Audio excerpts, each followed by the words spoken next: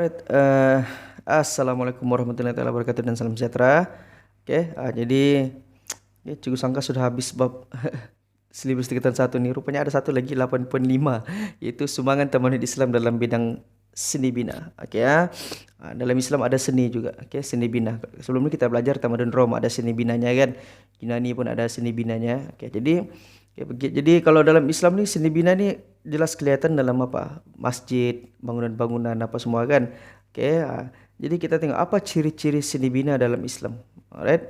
Yang pertama berunsurkan luan perasaan, hening dan aman. Maksudnya seni bina Islam ni dia boleh menunjukkan apa mood, emosi. Kita nampak tempat ni moodnya apa? Mood belajar. Ini moodnya apa? Mood alam sekitar. Begitu.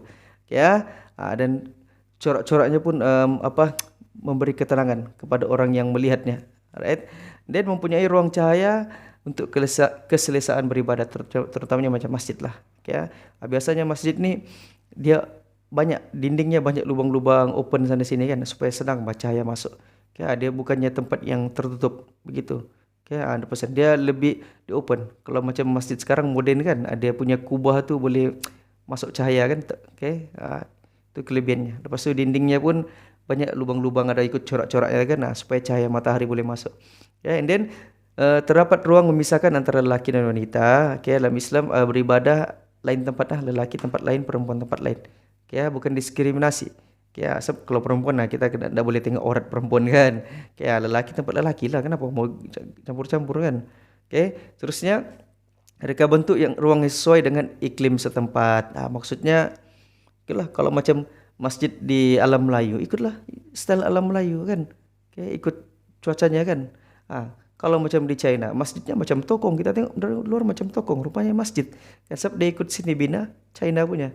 Jadi itu maksudnya sesuai dengan iklim setempat. And then binaan yang kukuh dan selamat dengan tahan lama. Mesti selamat, kukuh dan tahan lama. Banyak masjid yang sudah beratus tahun yang sampai sekarang masih kukuh lagi. Alright. Ini kalau kita tengok di masjid, bagi yang belum pernah masuk masjid, try masuk. Walaupun kamu non muslim, try masuk. Yang penting jaga adab-adab lah. Kena menutup aurat. Kalau yang perempuan lah, tak boleh seksi-seksi masuk dengan masjid. Kalau dalam industri pelancongan, masjid pun salah satu tempat pelancongan juga. Kalau macam di Kota Kinabalu Sabah ada Masjid Terapung tu kan, di Bandar KK kan.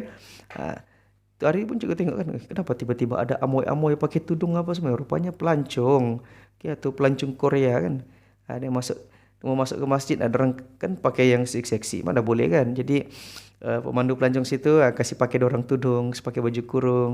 Yang lelaki pun mau juga kan, dorang pakai kopiah, pakai jubah kan. Jadi dorang pun masuklah ke kawasan masjid, ambil gambar apa semuanya. Right? Orang mau tengok macam mana seni bina Islam. Kamu try juga masuk walaupun kamu non muslim, tidak ada masalah untuk masuk. And then macam mana sini binanya? Pertama pembinaan menara. Kalau dalam masjid ada kan menara tinggi kan, ada 1, ada 2, ada 3 kan sekitar masjid kan. Lepas tu ada speaker di atas kan. Itu tujuannya untuk apa?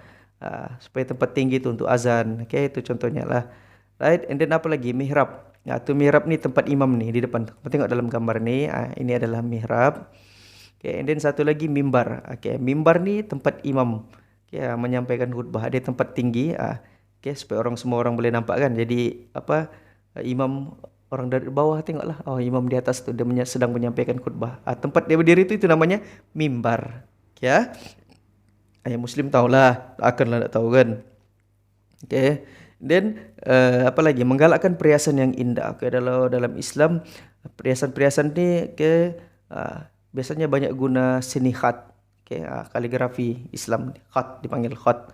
Ayat-ayat Al-Quran, lepas tu ada guna batu permata, mozaik yang cantik, macam-macam lah. Alright. And then menghasilkan keunikan reka bentuk, macam-macam lah reka bentuknya. Ikut kreativiti orang yang bina masjid tu, arkitek pada zaman itu. Sekarang masjid banyak yang moden sudah kan, reka bentuknya moden. Nampak macam lain sudah lah. Ada yang masjid besi, ada masjid bercahaya. Macam-macam apa bentuk sudah masjid sekarang. Ikut kreativiti arkitek tu.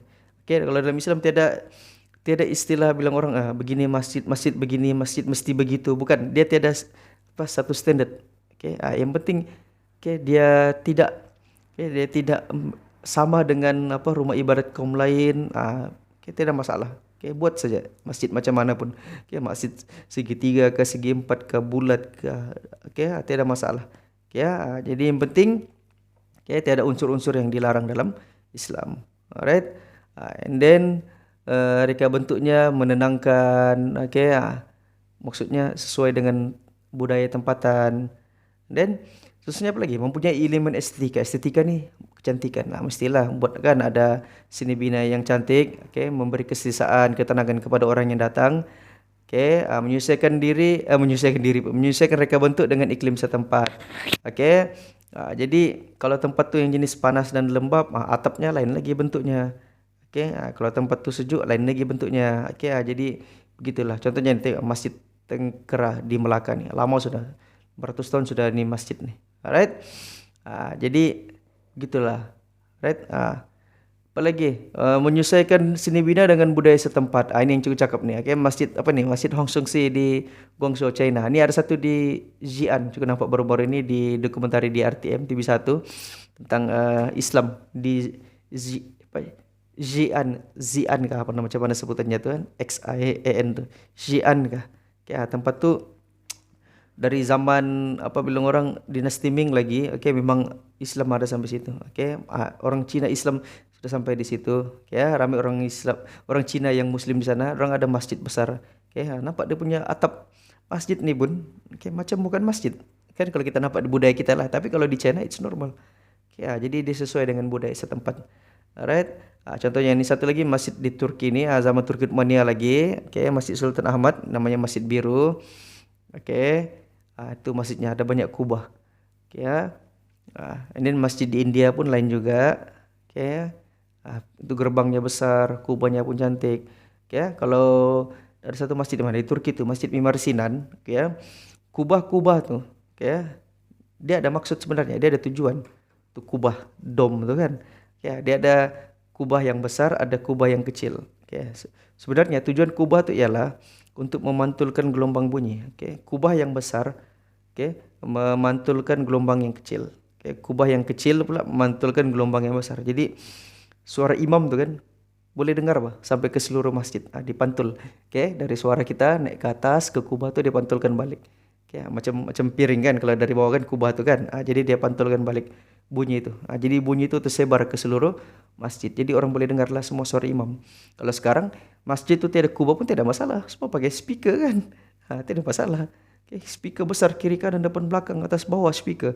Semua dengar suara imam kan. Jadi masjid sekarang kalau tiada kubah pun tiada lah. Tapi kalau kita ikut masjid-masjid seluruh dunia sekarang terpengaruh dengan budaya seni bina di Turki Uthmaniyah ni kan. Asal masjid mesti ada kubah kan, mesti ada bulan, lepas tu ada bintang kan. Kamu jangan salah anggap bulan dan bintang tu itu bukan simbol Islam.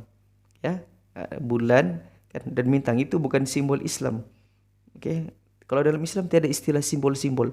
Tiada simbol begitu begini, tiada. Kalau macam Kristian salib kan. Tapi kalau Islam tiada. Bulan dan bintang itu bukan simbol Islam. Itu adalah simbol kerajaan Turki Uthmaniyah yang diikuti oleh kerajaan-kerajaan Islam di seluruh dunia. Tapi orang menganggap itu sebagai simbol Islam. Bukanlah, tiada simbol-simbol dalam Islam. Right? Jadi gitulah seni bina dalam Islam. Kamu kena ingatlah, apa yang kamu hafal semua cukup kamu tahu sesuai dengan budaya setempat, sesuai dengan iklim setempat. Reka bentuknya cantik, perhiasan yang indah.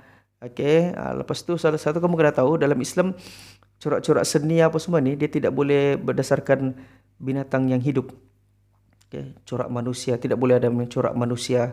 Lukisan-lukisan binatang ke apa ke. Kalau ukiran dalam Islam dia lebih kepada bermotifkan flora, bunga-bungaan, tumbuh-tumbuhan, ayat-ayat Al-Quran. Tidak boleh guna gambar-gambar hidupan yang benda-benda hidup, tidak boleh letak gambar-gambar benda hidup, terutamanya di dalam masjid. Ukiran-ukiran benda-benda hidup tidak boleh. Kita letak patung-patung tokoh apa semuanya tidak boleh begitu dalam Islam. Dia diharamkan sebenarnya. Apatah lagi patung tokoh ini, contohnya ini presiden pertama, ini raja pertama, tidak boleh. Macam Firaun tu dia buat patung kan. Dalam Islam tiada begitu. Tidak dibenarkan buat patung Okay, untuk mengagung-agungkan seseorang tidak boleh. Okay. Even Nabi Muhammad pun gambarnya pun tiada. Kita tidak boleh mengagung-agungkan manusia, makhluk. Yang kita boleh agungkan ialah Tuhan yang satu dan satu-satunya yang mencipta seluruh alam ini semuanya. Faham ah? Itu bezanya. Okay, ciri Cindy bin Islam dengan tamadun yang lain. Alright, jadi rasanya itu saja. Simple ya tajuk ni. Okay, tidaklah complicated. Okay, ini cukup untuk pengetahuan am kamu saja. Alright, jadi rasanya itu saja. Habis silibus sejarah tingkatan 1. Alright. Jadi kita jumpa lagi di video akan datang. Subjek lain ke sejarah ke geografi. Alright. Mungkin juga akan sambung lagi. Okay. Juga akan buat video pula untuk tingkatan 2 lagi lepas ni. Alright. Jadi itu saja. Selamat mengulang kaji. Jika kesihatan, jaga diri. Okay. Selalu pakai mask. Sanitize tangan. Okay. Patuhi SOP yang ditetapkan oleh kerajaan. Okay. Itu saja. Take care. Love you all.